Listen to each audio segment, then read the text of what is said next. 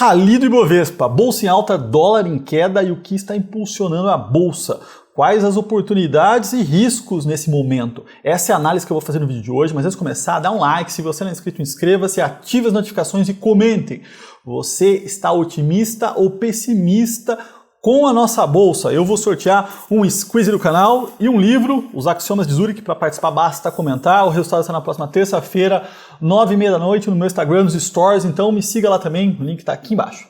E vamos lá, pessoal, hoje eu vou falar aqui sobre o que está acontecendo no nosso mercado, né? O Ibovespa aí num rally nas últimas semanas e fechou essa sexta-feira aqui em forte alta. E quais são os pontos, né? Quais são as razões que estão impulsionando a bolsa? Quais oportunidades e riscos existem nesse momento, tá? Bom, quando a gente começa a olhar o mercado aqui, né? No fechamento de setembro, né? A bolsa estava ali na casa dos 107 mil pontos. Fechou aqui, né, nessa sexta-feira, quase nos 120 mil pontos. Essa semana, inclusive, foi a maior alta desde 2020, né, semanal. Uma alta aqui, se a gente pegar do final do mês passado, de mais de 11%. Então, estamos, né, numa retomada. O dólar, a mesma coisa, né, a gente via aqui na casa dos 5,40, né, 5,41 no final do mês passado. E hoje, né, 5,16, uma queda relativamente boa, ou seja, as coisas melhoraram. O mercado aqui está uma visão bem mais positiva para o Brasil. E quais os pontos? Tá, então vamos começar aqui. Primeiro ponto, na minha visão, mais importante que está impulsionando os nossos ativos aqui é as eleições, tá? Os resultados. E eu vou colocar aqui na tela para vocês esse gráfico aqui, que é um consolidado das pesquisas em geral do mercado, tá? Então não tem pesquisas que tem viés para um lado, umas para o outro, mas quando a gente vê a tendência de todas elas, a gente vê aqui uma clara convergência, né? Então quando a gente vê a linha vermelha é a intenção de voto para o Lula, azul para o Bolsonaro, que a gente vê esse negócio fechando fortemente, né? Ganhando uma tração aqui nos últimos dias, mostrando empate técnico em muitas pesquisas. E por que isso está impulsionando, né, os mercados? Bom, quando a gente olha para os dois candidatos de uma forma racional, né, eu tenho o meu lado, obviamente, mas eu tenho que olhar aqui de uma forma racional, o Bolsonaro representa a continuidade do que está acontecendo, da política econômica atual, de uma visão liberal. Muitos vão falar, não é tão liberal, mas é uma visão liberal, né, ele não consegue ser à risca, teoricamente, mas consegue ter uma agenda política liberal, né, fez privatização da Eletrobras, e uma série de reformas. Na outra ponta, o Lula, que vem com um discurso radical.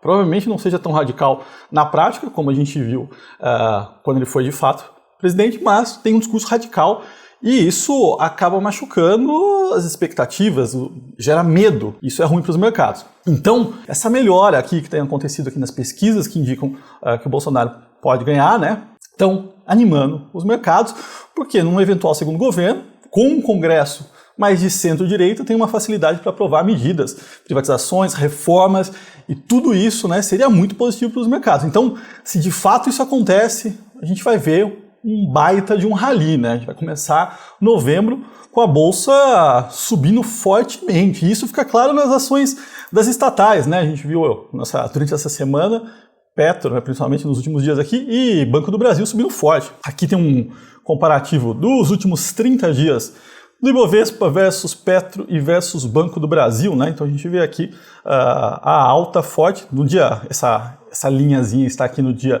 30 de setembro, antes das eleições, depois disso, né, do primeiro turno, depois disso a gente vê aqui a retomada forte dessas ações e um descolamento, inclusive, aqui do índice das duas ações, tá? E por que isso, né? Bom, aqui, de fato, nessas ações tem uma troca de controle relevante, né?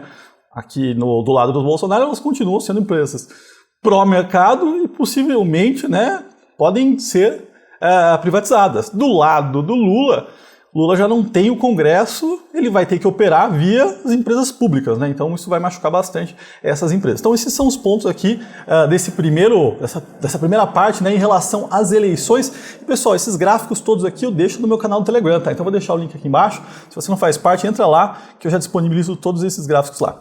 O segundo ponto que impulsionou os mercados, e de forma geral, né, não só o Ibovespa, mas as bolsas, foi uma fala de um dirigente do FED dizendo que, né, foi um alerta, né, excesso de aperto poderá prejudicar a economia. O que isso quer dizer?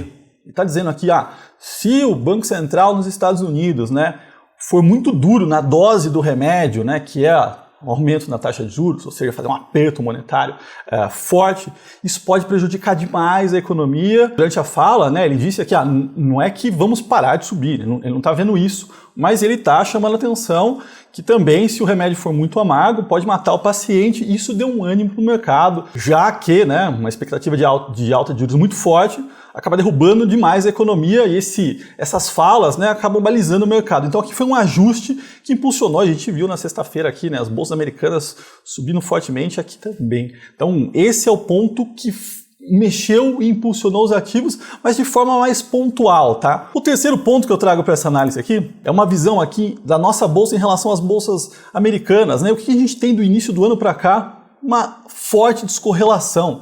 O Bovespa, né, fechou nessa sexta-feira aqui subindo quase 14%, o S&P caindo 21% e o índice Nasdaq caindo mais de 30%. Então isso aqui chama a atenção do investidor. E por quê? O Ibovespa está descontado. Quando eu falo aqui, né, de valuation, já trouxe muitas vezes, o Ibovespa está sendo negociado aqui próximo a 6 vezes lucro, bem abaixo da média histórica, né? Isso para 2023 também, mesmo você colocando uma redução no preço das commodities que impactam as principais ações do índice. É um componente importante, né? Quando você olha para o valuation, você fala, Ibovespa está bem descontado e está subindo na contramão do mundo. E aí tem um fator que no relativo a gente está muito bem, eu tenho insistido nesse ponto. Durante essa semana, né, saiu um dado aqui de inflação ao produtor na Alemanha, e o que nós assistimos? Inflação ao produtor na Alemanha chegando a 45,8% em 12 meses. 45,8%, é isso mesmo.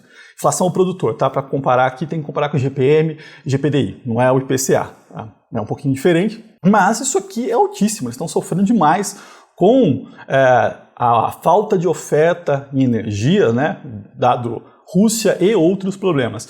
E aí quando você coloca o Brasil nesse relativo, o que a gente vê? Expectativa de inflação aqui para 2022, né, focos cedendo ainda mais, 5,62. Então a nossa inflação está embicando de fato, isso abre espaço mais uma vez para o Banco Central começar a se posicionar aí, ou diretamente, né, ou falas que ele pode em algum momento reduzir a taxa de juros, né? Então essa mudança, essa indicação aí de que a inflação de fato está caindo, e se a gente vê uma ancoragem para frente, o Banco Central em algum momento vai começar a falar, ou então até mesmo reduzir juros, isso vai ajudar demais os nossos ativos, tá? PIB também subindo, 2,71, então no relativo tá tudo muito bem para o nosso mercado. Então isso ajuda a impulsionar os ativos aqui. Pessoal, eu vou chamar a atenção aqui, nessa última semana fiz alguns vídeos, a Levante está em meio a uma oferta pública. Isso significa que você pode ser investidor sócio da Levante, pode investir nas cotas via um investimento alternativo, via um veículo chamado Equity Crowd Fund.